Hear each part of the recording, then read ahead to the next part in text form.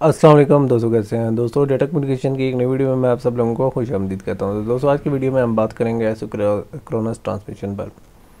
तो दोस्तों data transmission modes की हमने बात की थी, जिसकी दो टाइप थी, पैरेलल ट्रांसमिशन और सीरियल ट्रांसमिशन। पैरेलल ट्रांसमिशन में data streams of data transmit होती थी। सीरियल ट्रांसमिशन में सिंगल बिट हर क्लॉक टिक पर ट्रांसमिट होती थी। सीरियल की तीन टाइप्स पर हमने कही थी, तीन टाइप्स हैं, दो पर बात कर चुके हैं और लास्ट टाइप यानी आइसोक्रोनस की बात करनी है। तो आज की वीडियो में हम आइसोक्रोनस ट्रांसमिशन करते हैं। इन आइसोक्रोनस ट्रांसमिशन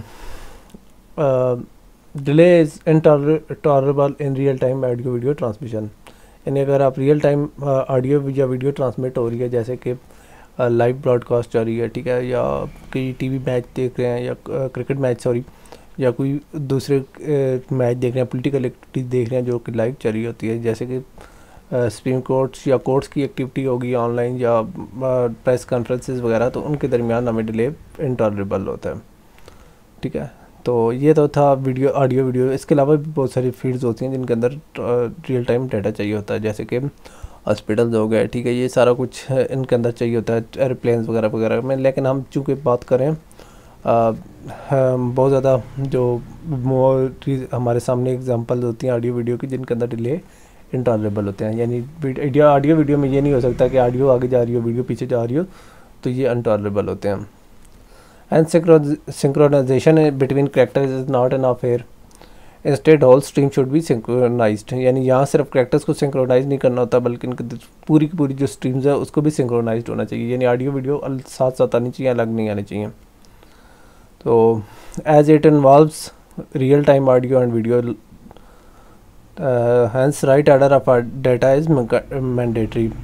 चूँकि इसके अंदर रियल टाइम ऑडियो वीडियो जैसे कि लाइव ब्रॉडकास्ट वगैरह इन्वॉल्व हैं, तो इसमें जो हमारा जो डेटा का आर्डर है वो राइट आर्डर होना ज़रूरी है। यानी डेटा को एक राइट आर्डर में आना चाहिए, otherwise we will never able to be recover real time audio and video. यानी अगर इसके अंदर अगर राइट ऑर्डर में नहीं आते, आगे पीछे आ जाते हैं, तो हमें कभी भी ओरिजिनल ऑडियो या वीडियो हम कभी भी उसको रिकवर करने के काबिल नहीं होंगे। ठीक है, मैं उस स्पेसिफिक ट्रांसमिशन की बात कर रहा हूँ। ये नहीं है कि एक ब्रॉडकास्ट है, उसको 5-6 चैनल कर रहे हैं तो हम दूसरे से उठा लेंगे, या नहीं जी हम कर सकते हैं। लेकिन मैं सिर्फ उस ट्रांसमिशन की बात कर रहा हूँ कि अगर सिर्फ और सिर्फ एक चैनल है हमारा जहाँ से हम इसको ट्रांसमिट कर रहे हैं। ठीक है, सो इसके दरमियान जो ऑडियो और वीडियो है उनके दरमियान एक राइट ऑर्डर में हमें मिलनी चाहिए। अगर ये नहीं मिलेंगी तो हम कभी भी रियल टाइम ऑडियो या वीडियो को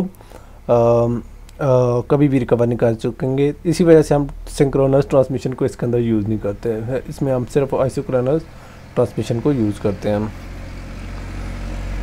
तो it isochronous transmission is used for the purpose and it generates fixed data rate. यानी इसमें बाकियों की तरह नहीं होता, इसमें फिक्स डेटा रेट होता है, लगातार स्ट्रीम्स ही आती रहती है। तो हम ये कह सकते हैं कि ये बहुत अप्रोप्रिएट ट्रांसमिशन की टाइप्स होती है, जिसके अंदर हमें फिक्स डेटा रेट मिलता है। ठीक है, अगर फिक्स डेटा रेट ना हो तो हमारी जो ट्रांसमिशन है ऑडियो वीडियो, ठीक है, उसके अंदर ना सिर्फ लैग हो, फ्रीज हो, बल्कि उसके फ्रेम्स के अंदर हमें डिले नज़र आएगा। तो अगर आप कोई वीडियोस वगैरह देख रहे हो, अगर उसके दरमियान लैग है या कुछ इस तरह, जिस तरह मोहम्मद स्क्रैची सीडीज़ के अंदर आता था, एक इशू आता था कि वो करप्ट सा डेटा होता था, तो वो काफ़ी इंटॉलरेबल होता है। ठीक है, और कभी कभार हमारा जो डेटा ट्रांसमिशन है हर गुजरते टाइम के साथ बहुत ज़्यादा ना सिर्फ वाइटल है, बल्कि आजकल बहुत सारे बिजनेस डेटा कीपर हैं। तो आजकल के जो हमारे जो भी मीडिया पर्सन है, या जो हमारे मीडिया के प्लेटफॉर्म है, ठीक है, मीडिया हाउसेस वगैरह हैं, तो वो ये चीज़ें अफोर्ड नहीं कर सकते। मीडिया हाउसेस क्या नॉर्मली भी हम अफोर्ड नहीं कर सकते कि आप इतनी मेहनत से एक वीडियो बनाते हैं, या इतनी मेहनत से कोई एक्टिविटी होती है या कोई इवेंट वगैरह होता है, तो अगर उसके दरमियान ये चीज़ें फिक्स डेटा रेट नहीं आता, या उनके अंदर लैग फ्रीज या डिलेज होते हैं, तो वो हमारे लिए टॉलरेबल नहीं है, बल्कि वो एक खपत का सामना उठाना पड़ सकता है, बल्कि वो इन्वेस्टमेंट और मेहनत भी ज़ाया हो जाती है। तो उम्मीद करता हूँ आप लोगों को आज वीडियो पसंद आई होगी आइसोक्रोनस ट्रांसमिशन की। तो इंशाल्लाह नेक्स्ट वीडियो में हम नया टॉपिक लेकर आएंगे, जिसके अंदर हम डिजिटल टू एनालॉग कन्वर्जन पर थोड़ी सी बहुत बात करेंगे। तो नेक्स्ट वीडियो तक इजाज़त दीजिए, अल्लाह हाफिज़।